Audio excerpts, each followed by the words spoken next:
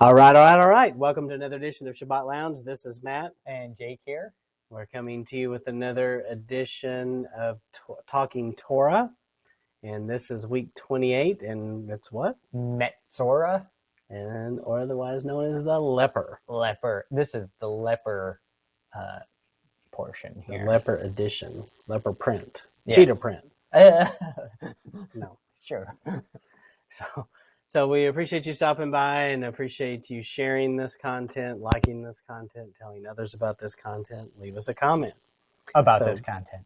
And our main objective here is we want you to read these Torah portions and join people from all over the world reading the same piece of scriptures together, which is powerful. Right. We're all doing this at the same time. Right. And this is going to be Leviticus 14 through 15. And the point of this is just high-level view, our little snippets of what you're going to find in this section. That's right. And we don't claim to have a corner on the truth and know all the answers, but we're just hoping you can join us in our quest for the truth. All right, so as we get into this, one of the first things we see here is this the bird sacrifice. So as we're going to see in just a second, there's two birds mentioned. What kind of birds were they, Jake? Pigeons? Or doves. Or turtle doves, right. And so in Leviticus 12, it talked about if you're too poor, you can do what? You bring doves or pigeons instead of a lamb. Yeah. So the whole point of that, right, is because Leviticus 12 is not part of this portion, but we're just bringing that up to show that there's this connection to poverty with the birds. And then we had mentioned something similar about when Abraham first makes the covenant with Yah, and he has all the animals, and it's like every animal that would be offered is in that, including birds, and it's almost like this is a covenant made for all people, because it's all, statuses are able to come to Yah. Yeah, that's good. So then, if you'll read this kind of goes into more details about what's going to happen here. Right. So the priest will order someone to get 2 living, clean birds, some cedar wood, red yarn, and a hyssop sprig to use for the cleansing. So this was what was required for the cleansing. So cedar, is a carvable wood. You ever make something out of cedar, Jake? Yes. And it's, pretty easy to work with. Yeah, I love working with cedar. That when you cut into it with your saw, it cuts like butter. Right. So, and, especially if you've ever cut, if you're like me and you save lumber and then try to cut into it years after it's been sitting in a pile, it's a different experience. Yeah. It just doesn't cut that great. Right. So always leaves the blades on my saw very greasy, since it's like cutting butter. Yes, that's right. Very slippery.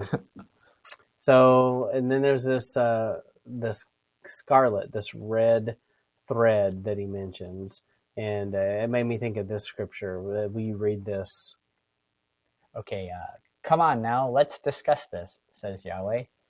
Though your sins are bright red, they will become as white as snow. Though they are dark red, they will become as white as wool. And that comes from Isaiah 1:18. So the other thing that's mentioned is hyssop. This is when I went to the place where I find images, this is what pulled up in there is a hyssop plant. So I don't know. It kind of reminds me of... Actually, what's interesting, the flowers on this look just like the chaste tree or a vitex, but it reminds me of like a salvia or something kind of like that. But no one knows what that is, Matt. Yes. Use something people know. Yes. Lavender. It looks like lavender. Kind of like lavender. So it is mentioned 5 times in the Bible. So Jake, tell us, where do you see it in the Bible? Where do I see it? Well, usually I see it as a paintbrush, as is our first example here. The first paintbrush, right? Right. So, So the painting with the hyssop sprig of the blood around the On the door, door. At Passover. They use it to flick the blood with the consecration of the tabernacle. Here, when they're doing the leprosy cleansing, David says he longed to be cleansed with hyssop and then offered to Messiah on the cross. So this was the vinegar sponge was on a hyssop stalk. yeah. Yeah. Mm-hmm. Which makes me think either the cross wasn't as far off the ground as some people think it was, or this is a different plant. Well, maybe it Because grows up a little bigger. maybe it's taller than what you see in this picture. So, but yeah, interesting. So it must have been maybe a tiny sponge. maybe I don't know. But hyssop is mentioned, always associated with cleansing, and then they had to put blood on these certain portions, and so we see this in other places. Is this similar to what the priests do? There's something a couple of times in the Bible where in the Torah where it talks about putting the blood specifically on your thumb and your ear, your toe, kind of thing. Right. And the right one. Yes, not the right wrong one. Not the left one. Oh. And I believe it's implied often by most people who understand Hebrew that it goes to what you hear, what you do, and where you go. Right. And you'll hear a lot about that when they talk about a mark on the forehead or a mark on your hand. It's what you think and do, kind of same kind of concept.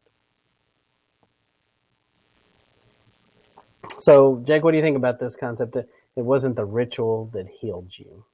Right. And it even says as much, but I think a lot of times we skip over that, especially coming out of church teaching. It's oh, they did those things in order to save themselves, or that was in order to make them a certain way. No, this is what you did, right, in response to the being healed. Because when you go back and look at the text, and so once again, we're saying don't take our word for it. Go read Leviticus 14 and 15, and you'll see that he says in there, basically, do this cleansing ritual, and if you're, if you're healed, yes, once you're outside the camp because you're a leper, you're unclean, right, and now you've been checked and determined to have been cleansed of the leprosy, then you go through this process. But the healing comes prior to all the quote unquote ritual. And the rituals are a response to the healing. Right. So kind of like what, a lot of people describe baptism that way. It's a response. Yeah. So it also made us think of Luke 17:14. Right. When he saw them, this is the 10 lepers coming towards him and asking him to be cleansed. When he saw them, he told them, "Show yourselves to the priests." As they went, they were made clean. When one of them saw that he was healed, he turned back and praised Elohim in a loud voice. So here again, he's showing they're clean, but they have to show the priest that they're clean. They're not going to the priest to become cleansed. Yeah, and he heals them on the way, like remotely. He didn't touch them. He just and he's telling them in the foreknowledge and that this is going to happen, right? And they believed him, right? And they took off. I think that's probably the most important part is they believed him, because a lot of times in most of the miracles of healing, he'll say to them, "Your faith has healed you." Yes. And it's the fact that they are taking his word for it and going to the priest to be, go through the process. They have the faith that what he said is true. Yeah. And so that's where the cleansing comes from. So that's Luke 17:14. And then these different offerings. So this was kind of the procedure that you went through And then you go through the guilt offering and the sin offering and the burnt offering. And so, Jake, were those different kinds of animals, different kinds of things that happened on each one of those, or were they all the same? I think they're different. They are different, yeah. Yeah. Mm-hmm. Different things were spelled out for each one of these that had to be done. And Right. so it is kind of interesting because we look at these other skin diseases and you just like, oh, go show yourself for the priest, show him your thing. And if it does this and does that, you do this. Right. And this one is different because it's so much more specific. And I guess because it's a known thing, and with the other skin diseases, it's an unknown problem that you have that. And if the hair turns white, it's this. And if the skin is red and raised up, it's this. And right. It goes into all this other things. But it's a very, very picturesque kind of portion here. Yeah, very nice. And then at the end, you pour oil over them. And, anytime you see that, I think, that's talking about, oil often represents his essence, his glory, his fame, his renown. Right. And so we also have done this before. We did a teaching about leprosy on June 6th of 2020. Yep. And you can find this in YouTube. And we, if you want to see more about connecting leprosy to sin and how it makes us unclean, and there's just a lot of comparisons between these two things, we encourage you to check that out. Yep. And that's specifically a connection of leprosy and sin. Mm-hmm. Yeah.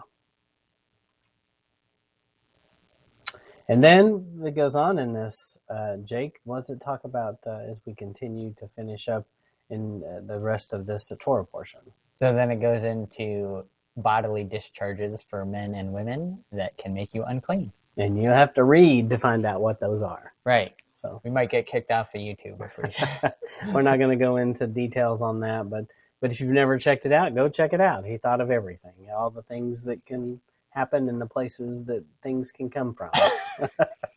He thought of them. Exactly. No stone was unturned. Right. So he made us. He turned over all the stones. Knew how this would work. He knew how dirty we were. Yes.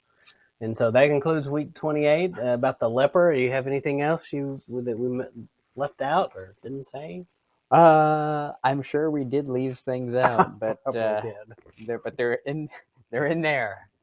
You know where to find them. They're in the text. That's right. Read the text. If you haven't, do it, please. But that concludes our edition of this week's Torah Portion, week 28. We appreciate you stopping by, and stay tuned for more. All right. This is Matt and Jake signing off.